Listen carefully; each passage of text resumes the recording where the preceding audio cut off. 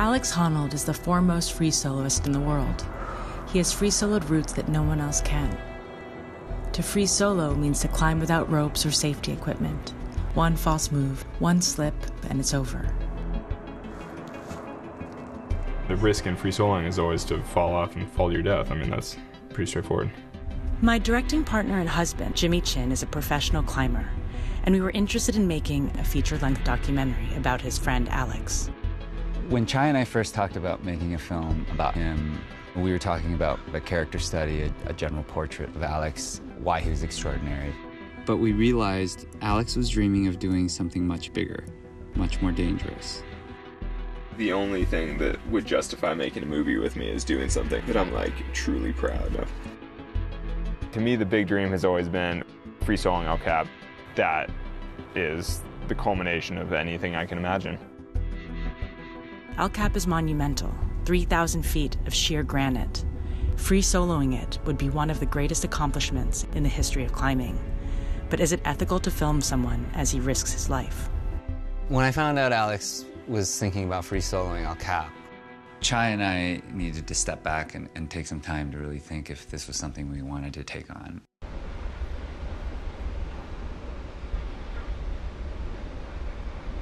Every journalist and documentary filmmaker goes into situations without knowing what happens next. This is the truth of nonfiction. You can be mindful not to put the needs of a film before those of your subject, but how much precaution is enough? We had this ethical question. Is he more likely to fall when we were there because we can be a distraction than if he is by himself? I'm aware that a camera changes the dynamic in some small way. And when the margins of success and failure are very, very thin, you just don't know what it's going to be that might tip the scale. Yeah, buddy. Hey, guys. Crest of the mountain. That was perfect. I was pretty sick. Mikey looks traumatized, dude. Are you okay? You know, it's a little stressful, I won't lie.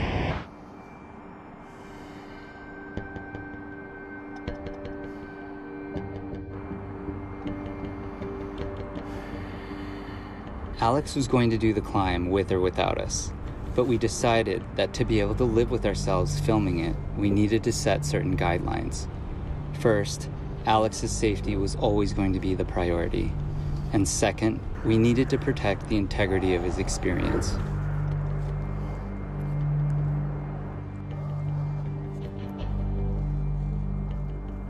To be able to move forward on this film, the makeup of the crew was critical. They had to be elite professional climbers who understood what Alex was doing. Their interactions with Alex had to be carefully managed, and they had to remain completely neutral about Alex's decision to make or not make the attempt to free solo El Cap. Even though we thought through every scenario carefully, it was still difficult to film Alex. Do you ever get nervous before, like, rapping? Do I ever get nervous? Yeah. Yeah. I get nervous every time I step to the edge. You want to be nervous. If you stop being nervous at all, you'll blow.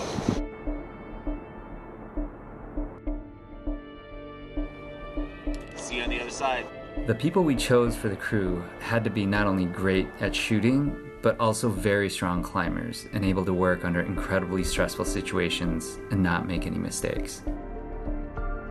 It also helped that the crew was made up of Alex's friends. That added a layer of comfort, camaraderie, and trust. But I also understand the reality of when something unexpected happens that's outside of your control. And then it doesn't matter how good you are. It doesn't matter how talented you are.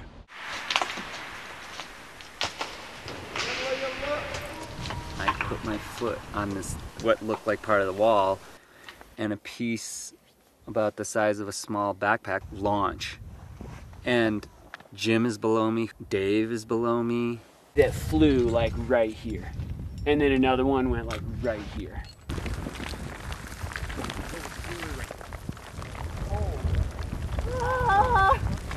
Part of being a professional climber is identifying and acknowledging the risks, assessing them, minimizing them, and then moving on. So, yeah. Oh, you got real down there. Why are we up here again? We're up here because practice makes perfect, and I am far from perfect. Essentially, over the course of 2 years, in the process of Alex training to free solo El Cap, our process was to film him on the route and refine our choreography for the big day. One thing we knew was that in certain instances, we needed to give him more space. A good example was the boulder problem, the hardest part of the climb. Alex's issue is not that he could possibly die, it was that he didn't want to die in front of his friends. So ultimately, we decided to film that section remotely to minimize our presence. They're remote cameras because we want to stay out of Alex's line of sight. It was very technical filming the climbing. It was dangerous, it was extreme, and at the same time, we had to capture Alex's most intimate moments and try to get to know this person who was very, very uncomfortable with intimacy as he's preparing for the most difficult thing he's ever done in his life. So you're kind of tinkering in his head, and is that even a good idea? When the guys were still coming down from the wall, Claire Popkin and I would be on the ground and start this, second wave of Alex filming, where he had to explore ideas that were very, very personal. The most challenging thing about all the verite filmmaking was that a lot of it we spend 6 or 8 hours on the wall doing very physically toiling work, and then I get down, and then there's another camera with a different crew that's all fresh and ready to hang out for the whole evening, and I'm like, I'm so pooped, I just want to lay down. But those are kind of the key moments in which to film, and I get that, but it's still hard sometimes.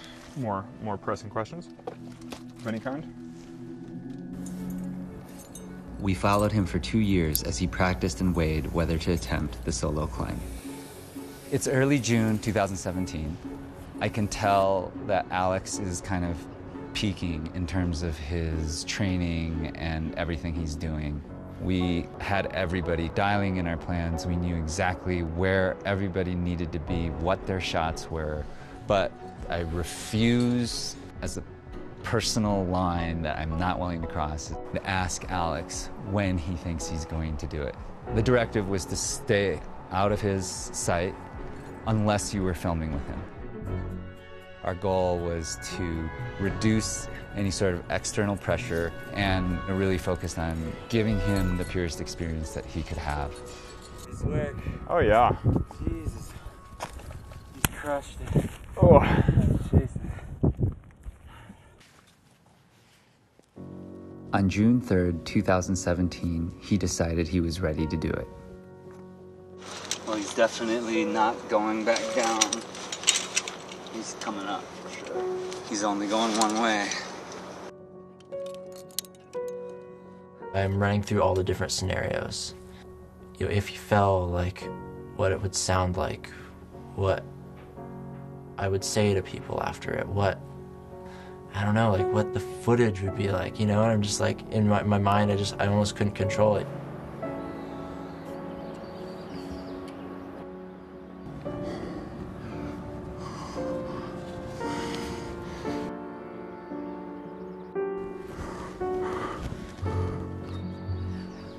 For almost 4 hours, we were on the edge of our seats, watching Alex make his way up El Cap, achieving something no human had ever done before.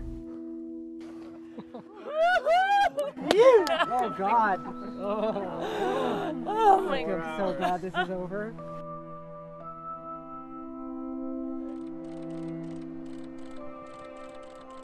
Jimmy, how do you feel? Like a gigantic weight up on my shoulders, dude. A lot of stress for everybody.